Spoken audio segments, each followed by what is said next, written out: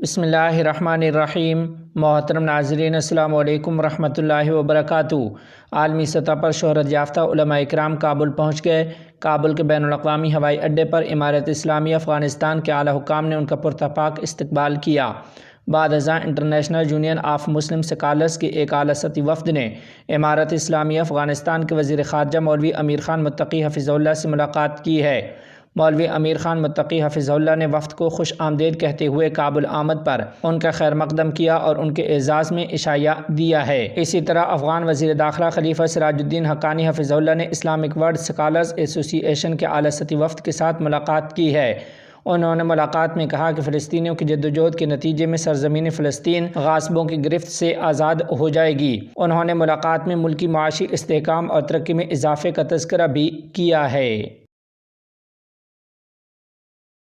افغانستان نے چین میں اپنا سفیر تعینات کر لیا۔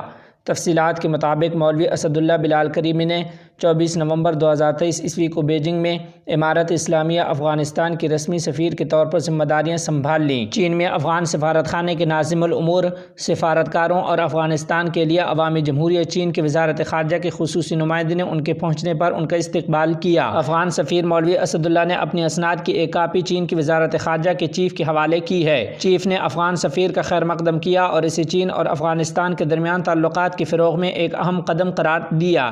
انہوں نے کہا کہ چین افغانستان کی قومی خود مختاری اور افغانستان کے عوام کے فیصلوں کا احترام کرتا ہے اور افغانستان کے اندرونی معاملات میں مداخلت نہیں کرتا اور نہ ہی ماضی میں مداخلت کی ہے۔ اسی دوران چین میں افغانستان کے نئے سفیر مولوی اسد اللہ یعنی بلال کریمی نے کہا کہ مجھے چین میں امارت اسلامیہ کے سرکاری سفیر اور اہم نمائندے کے طور پر اپنی ذمہ داریاں سنبھالنے پر خوشی ہوئی ہے۔ مولوی اسد اللہ نے چینی حکام کو یقین دلایا کہ افغانستان کی سرزمین سے کسی کو کوئی خطرہ نہیں ہے اور خطے میں استحکام اور سلامتی سب کے مفاد میں ہے۔ انہوں نے افغانستان میں سرمایہ کاری، انفراسٹرکچر، ترقیاتی منصوبوں اور تعمیر نو کے شعبوں میں چین کے اہم کردار کا ذکر کیا۔ یاد رہے کہ چین نے ملاقات میں امید ظاہر کی ہے کہ امارت اسلامیہ افغانستان کے سرکاری سفیر کی آمد سے چین اور افغانستان کے درمیان مثبت تعلقات مزید مضبوط اور وسعت پائیں گے۔ فاریاب میں 40 لاکھ افغانی کی لاگت سے مسجد حرم سرائے کی تعمیر مکمل۔ تفصیلات کے مطابق افغانستان کے صوبے فاریاب کے مقامی حکام نے اس صوبے میں مسجد حرم سرائے کی تعمیر مکمل ہونے کی اطلاع دی ہے۔ صوبہ فاریاب کے مقامی حکام نے باختر نیوز ایجنسی کو بتایا کہ اس صوبے میں 40 لاکھ افغانی کی لاگت سے مسجد حرم سرائے کی تعمیر اور تزئین مکمل کر دی گئی ہے۔ یہ اس حال میں کہ جب امارت اسلامیہ افغانستان کی آمد کے ساتھ پورے ملک میں بحالی اور تعمیر نو کا کام تیزی سے جاری ہے۔ القصام اور القدس بریگیڈز نے تل ابیب میں راکٹوں سے تباہی مچا دی۔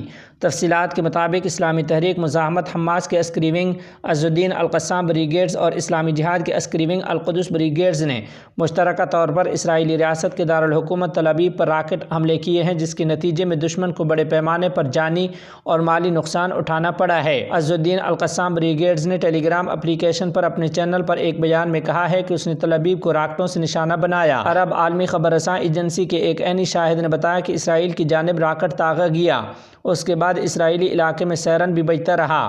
اسرائیلی میڈیا نے بتایا ہے کہ اللد اور الرملہ سمیت متعدد اسرائیلی قصبوں میں سائرن بجائے گئے ہیں۔ القصام بریگیڈز نے ٹیلی گرام پر کہا کہ اس نے شہریوں کے خلاف اسرائیلی قتل عام کے جواب میں تل ابیب پر راکٹوں کی بچھاڑ کی ہے۔ انہوں نے کہا کہ اس سے قبل غزہ سٹی میں اسرائیلی افواج کے مراکز پر بھی بمباری کی گئی۔ تحریک اسلامی جہاد کے عسکری ونگ القدس بریگیڈز نے اعلان کیا کہ اس کے جنگجو غزہ سٹی میں شدید جھڑپوں میں مصروف ہیں۔ ادھر القدس بریگیڈز نے بھی تل ابیب اور غزہ کے اطراف میں موجود یہودی کالونیوں اور اسرائیلی فوجی ٹھکانوں کو راکٹوں سے نشانہ بنا کر ان میں تباہی مچا دی ہے۔ اسرائیلی یرغمالیوں کی ویڈیو سے حماس کے خلاف پروپیگنڈا ختم۔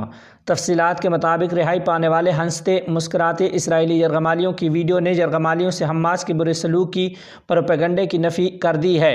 غیر ملکی خبر رساں ادارے کے مطابق ویڈیو میں رہائی پانے والے یرغمالی گرم جوشی سے حماس جنگجوؤں کو الوداع کر رہے ہیں۔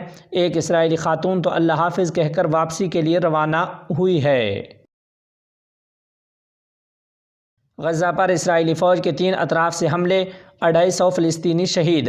تفصیلات کے مطابق غزہ کی پٹی میں اسرائیلی فوج نے بڑے پیمانے پر فضائی، زمینی اور بحری اطراف سے حملے شروع کر دیے ہیں۔ جنگ بندی کے بعد ہونے والے ان تباہ کن حملوں میں اموات کی تعداد میں غیر معمولی اضافہ ہوا ہے اور شہادتوں اور زخمیوں کی تعداد جنگ بندی سے قبل والی تعداد تک پہنچ گئی ہے۔ فلسطینی میڈیا نے غزہ میں محکمہ صحت کے حکام کے حوالے سے بتایا کہ جمعہ کی صبح سے اسرائیلی بمباری کے نتیجے میں شہادتوں کی تعداد 240 اور زخمیوں کی تعداد 650 تک پہنچ گئی، جبکہ اسرائیلی فوج نے جنگ بندی کے بعد 400 سے زائد اہداف کو نشانہ بنانے کا اعلان کیا ہے۔ تازہ ترین پیش رفت سے متعلق العربیہ اور الحدث کے نامہ نگار نے بتایا کہ ہفتے کی صبح غزہ کے اطراف کی بستیوں پر دوبارہ راکٹ داغے گئے ہیں۔ اسی دوران فلسطینی میڈیا نے اطلاع دی ہے کہ اسرائیلی بندوق بردار کشتیوں نے خان یونس کے ساحل پر اپنی گولہ باری تیز کر دی ہے۔ اسرائیلی فوج وسطی غزہ کی پٹی میں مشرقی المغازی اور دیر البلح کو نشانہ بنا رہی ہے۔ دوسری جانب اسرائیل کے بھاری توپ خانے نے غزہ کے تمام علاقوں پر گولہ باری کی ہے، جبکہ جنگی طیاروں سے بھی تباہ کن بم گرائے جا رہے ہیں۔